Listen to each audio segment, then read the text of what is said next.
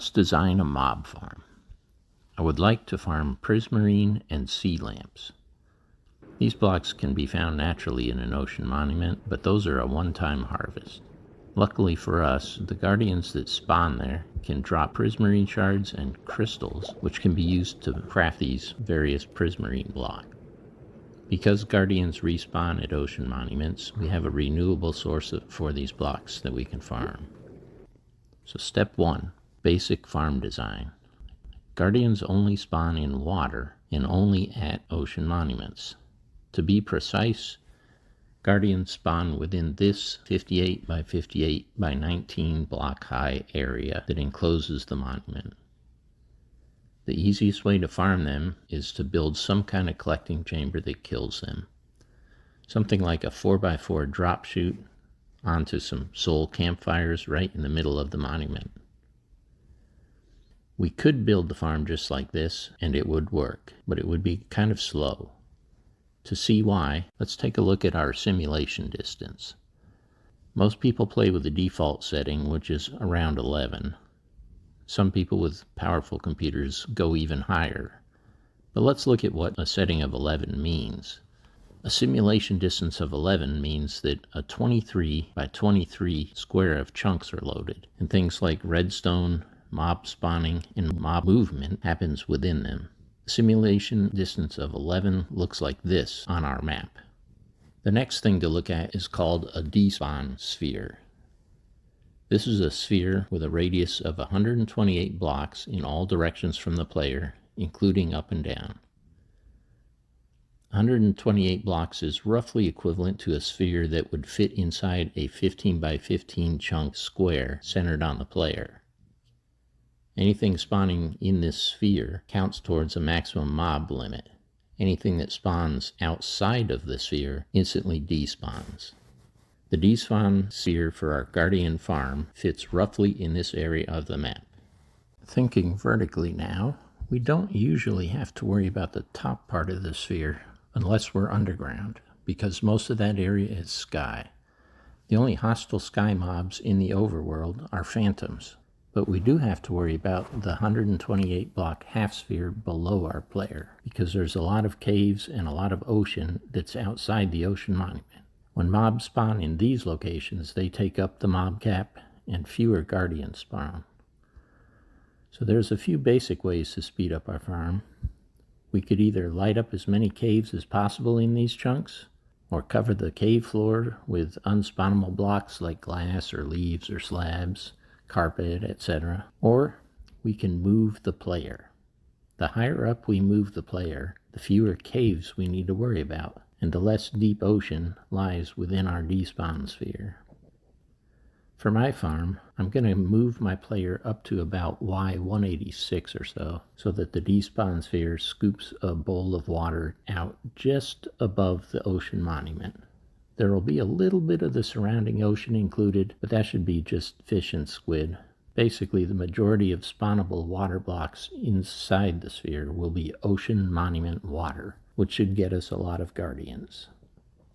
Now that we have a plan, we can lay out the farm. I'm going to go ahead and build a 4x4 stone brick drop chute in the center of the monument that stops 2 blocks under the surface. I also add a box around the whole monument. Then I'll add a stone brick dish on top, connecting to the top of the drop chute and to the monument box. I'm also going to build outer retaining walls about 38 blocks from the center and flatten the dish in each corner. Next, I added some diagonal walls with carefully placed ice blocks on top. Then I added water layers. Each layer terminates in a row of flowing water aimed towards the drop chute. The flowing water section on each layer is a bit tricky to create. You have to add an extra water layer 2 blocks above and then delete it with temporary blocks in order to get the flowing water to extend out 7 blocks. The ice blocks are placed at the beginning of each flowing section, and they separate the water source blocks on either side, preventing the water from becoming still source blocks. Because they are ice, anything that flows down the diagonal streams on top of the walls can coast over without getting stuck on that block. Finally, I drain the area inside the monument box. This is not strictly needed for the farm to operate because our despawn sphere will just touch the top of it, but it does allow me to easily access the collection area and a nearby amethyst geode. And the farm will also continue to work at a slower rate if I'm down there in the collection area. Plus, I can easily mine out most of the interior walls and floors of the monument itself for a bunch of extra prismarine. And oh yes, I added the AFK spot above. I had to do some tricky portal placement to link both the AFK spot and the monument basement without cross-linking them to each other. But now I don't have to climb up or bubble up or fly up. I can just walk through the portals. So how does the farm get guardians into the collection chute? Well, here's a visual slice of the farm in action. I replaced the dish floor with alternating rows of stone brick and soul sand. This pushes any guardians that are swimming up to the top where the flowing water is, and then that pushes them towards the chute in the middle. Sometimes they'll fight the water current, but they get into the chute eventually. And that's how I came up with my guardian farm. It's located quite far from my main base, so I access it through a nether tunnel. Then I just hop into the AFK portal and wait for a while to collect drops. After my AFK session, I hop back into the nether and then go through the second portal to the basement, and I appear at the bottom of the monument, where I can clean out the collection chests. I got lucky with my seed, and I found this amethyst geode right here while clearing out the big stone box. Because it sits underneath the monument, it also grows amethyst crystals while I'm AFK for prismarine. So here's the actual farm operating. We see the mobs spawn, swim around, and get popped up to the surface and pushed into the chute. Once in a while, the guardian kills a squid or fish, and their drops float up and get pushed into the chute as well. The drop chute is made from open fence gates and goes down to campfire layer, and everything drops onto the campfire and dies and gets collected by the hoppers and then dumped into chests underneath.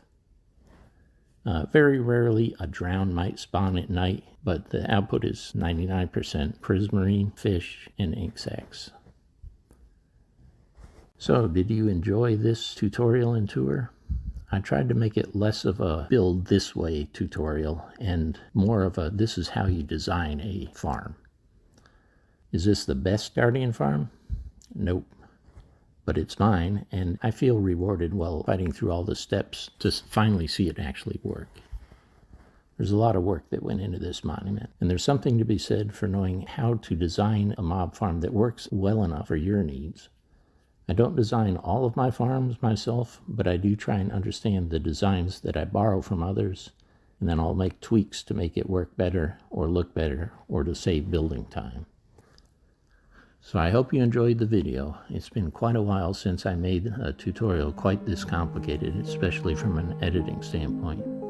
Thanks for watching.